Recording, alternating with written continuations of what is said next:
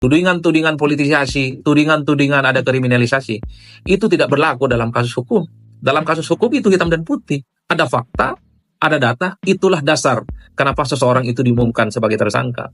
Oleh karena itu, sehebat apapun argumen bahwa ini ada semacam kriminalisasi, operasi untuk membungkam Hastro, karena sikapnya yang kemudian terlampau galak, dan seterusnya, itu tak ada artinya. KPK mestinya ke depan jangan berhenti dengan kasus Hasto Kristianto, yang kalau dihitung kerugiannya sebenarnya tidak terlampau banyak dibandingkan dengan kasus yang lain.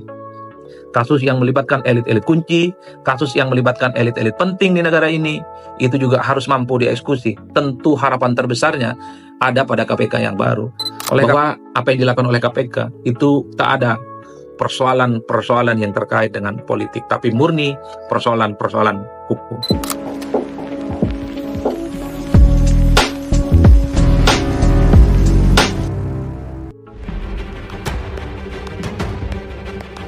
Ketua Umum PDI Perjuangan Megawati Soekarnoputri menyebut ada pihak yang ingin mengganggu Kongres PDI Perjuangan tahun depan.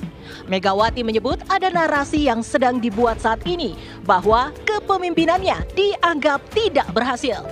Mega pun menantang pihak yang ingin mencoba mengaut-aut agenda Kongres partai berlambang kepala banteng tersebut. Kegaduhan semakin menjadi dengan adanya pencekalan terhadap petinggi PDI Perjuangan Yasona Laoly dan Hasto Kristianto yang tersandung kasus hukum di Komisi Pemberantasan Korupsi.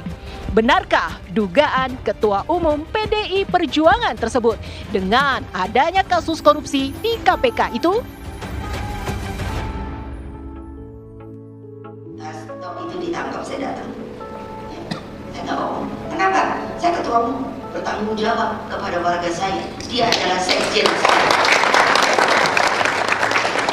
Hari-hari ini publik begitu heboh memperbincangkan status tersangka Hasto Kristianto yang secara resmi oleh KPK ditetapkan sebagai tersangka karena terlibat dalam kasus suap yang melibatkan Harun Masihu yang sampai saat ini orangnya masih buron dan kasusnya sudah mangkrak hampir 5 tahun lamanya.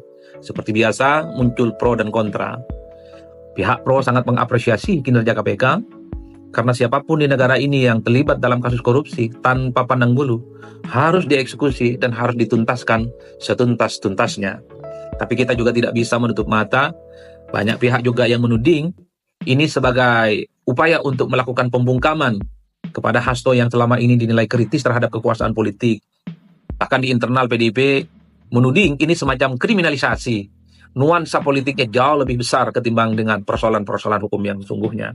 Tapi terlepas dari apapun pro dan kontranya, kalau kita mau jujur memang sejak awal, ketika KPK mengumumkan tersangka, ketika KPK itu berurusan dengan elit-elit partai, pasti tudingan politisasi, tudingan kriminalisasi itu selalu bermunculan.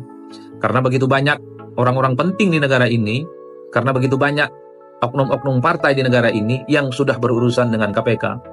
Dalam sejarahnya, ada ketua umum partai yang tersangka dan dijebloskan ke penjara. Dalam sejarahnya, KPK sudah mentersangkakan dan menjebloskan ke penjara sekjen-sekjen partai, bendahara partai, dan seterusnya. Tak berhenti di situ, anggota dewan yang juga orang penting di partai juga dijebloskan ke penjara oleh KPK. Jadi wajar kalau kemudian dalam sejarah perjalanannya, KPK itu selalu mendapatkan resistensi, isu-isu negatif, dan bahkan tuduhan-tuduhan sebagai kriminalisasi dan seterusnya.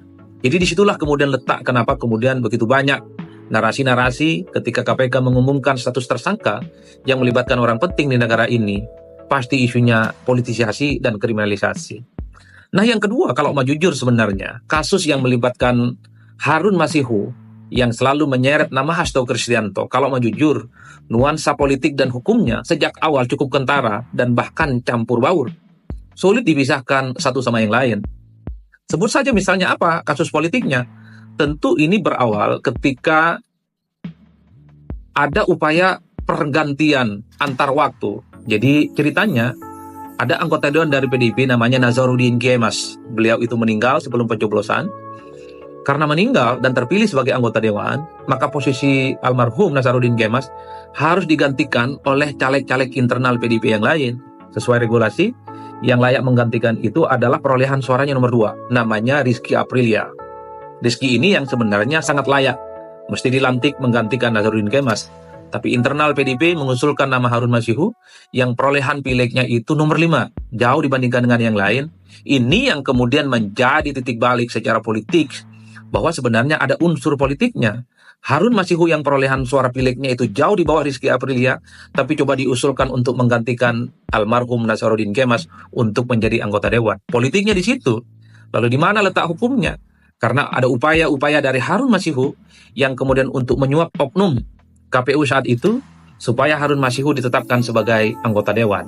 Kasus suap inilah, kasus sogok menyogok kepada oknum komisioner KPU inilah yang kemudian menjadi titik kunci bagaimana persoalan yang menyangkut persoalan pidana, menyangkut persoalan hukum, membelit Harun Masihu dan kemudian melibatkan nama Sekjen PDIP Pak Hasto yang sudah ditetapkan sebagai tersangka.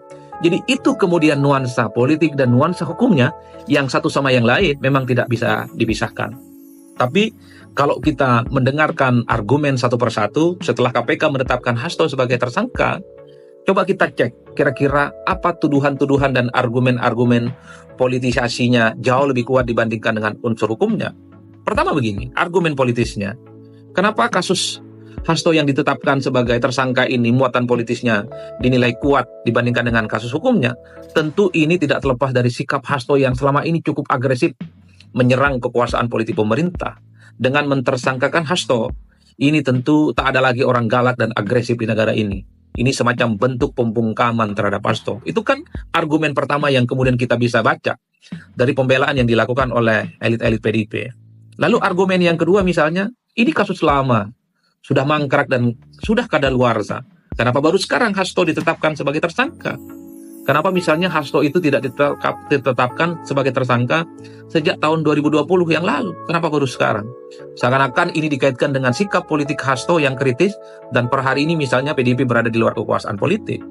Lalu kemudian misalnya argumen politik lainnya, kita sering mendengarkan pernyataan Hasto di berbagai media, di podcast-podcast, bahwa Hasto itu ditarget, bahwa Hasto itu ingin dijadikan tersangka, bahwa Hasto itu ingin dibungkam dengan kasus-kasus yang selalu dialamatkan kepada dirinya, yaitu Harun Masihu. Itu kan pengakuan yang sering diamplifikasi oleh Hasto jauh-jauh hari.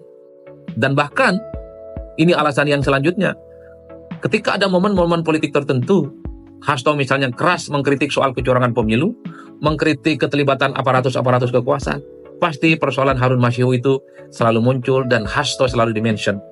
Ini adalah argumen-argumen yang selalu dijadikan sebagai dasar bahwa nuansa politik terkait dengan penetapan Hasto sebagai tersangka itu jauh lebih kuat dibandingkan dengan unsur-unsur hukum yang kemudian harus ditegakkan di atas segala-galanya. Di luar argumen politisnya, kita juga harus berani mengungkapkan argumen hukum. KPK setelah mengumumkan Hasto sebagai tersangka, kan ada dua argumen yang disampaikan. Misalnya, Hasto itu dinilai terlibat bahwa persoalan penyogokan ada andil Hasto yang cukup signifikan. Bahwa dana yang digunakan oleh Harun Masihu untuk menyogok oknum komisioner KPU itu tidak semuanya dari Harun, tapi juga dituding menjadi bagian dari kontribusi dari Hasto yang posisinya Sekjen PDIP. Yang kedua misalnya ada novum baru yang kemudian dituduhkan kepada Hasto. Hasto dinilai menghalang-halangi penyidikan terkait dengan Harun Masihu karena Hasto dinilai memerintahkan kepada Harun untuk kabur, meloloskan diri ketika ada upaya untuk penuntasan ini dilakukan oleh KPK. Ini adalah argumen hukum yang saya kira memang tentu sangat faktual dan sangat mutakhir. Tapi satu hal, bahwa ini yang sedang menjadi pertaruhan oleh KPK, saya termasuk yang cukup meyakini bahwa tidak mungkin bahwa KPK itu tidak akan melakukan pengumuman secara terbuka status tersangka seseorang tanpa adanya alat bukti yang bisa dipertanggungjawabkan. Pastinya KPK itu sudah memenuhi unsur-unsur bahwa Hasto itu terindikasi misalnya juga terlibat dalam persoalan-persoalan ini. Ini yang saya kira sampai hari ini menjadi satu pertentangan politik dan hukum yang tidak berkesudahan. Ada unsur politiknya yang dikait-kaitkan dengan persoalan-persoalan hukum. Tapi sayangnya, dalam konteks hukum, argumen politik itu tidak dibutuhkan.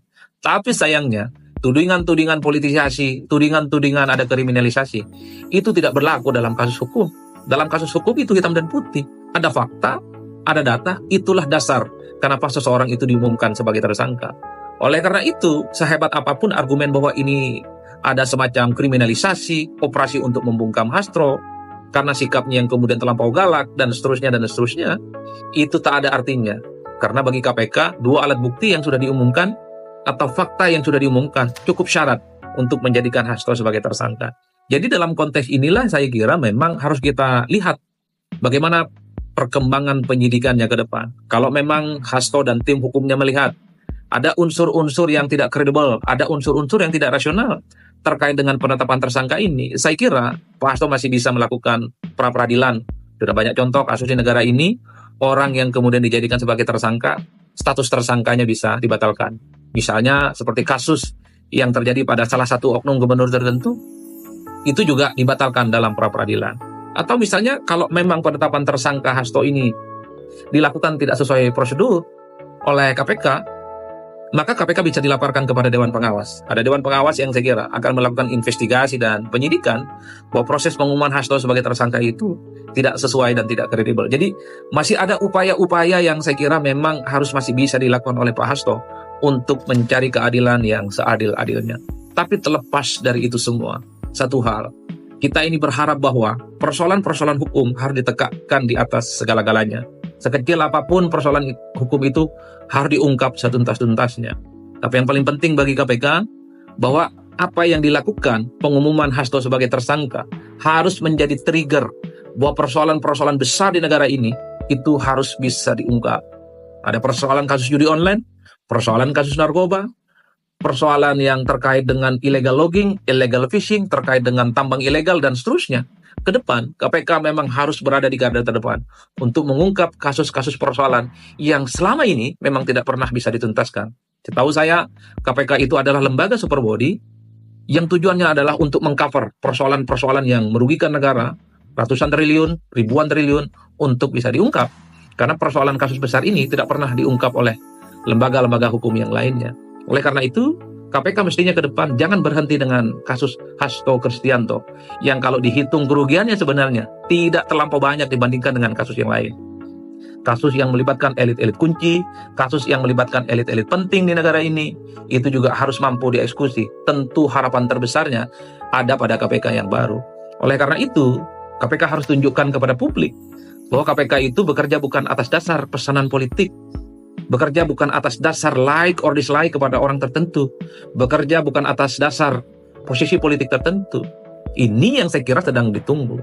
Bahwa siapapun ketika dia terlibat dalam persoalan-persoalan hukum, maka itu harus mampu dituntaskan hingga ke akar-akarnya. Ini yang saya kira ada harapan besar. KPK yang baru ini mampu menaikkan citra KPK yang beberapa hari ini, beberapa belakangan ini memang kinerjanya itu jauh di luar ekspektasi, jauh dari harapan. Karena begitu banyak problem-problem korupsi di negara ini yang masih bisa dituntas. Tiba-tiba KPK dengan yang baru muncul, kasus Hasto yang kerugian negaranya juga bisa dilihat ini cukup kecil, tidak signifikan. Oleh karena itu, KPK supaya membuktikan kepada publik, bukan institusi yang dalam tanda kutip bisa diintervensi oleh instrumen-instrumen kepentingan tertentu.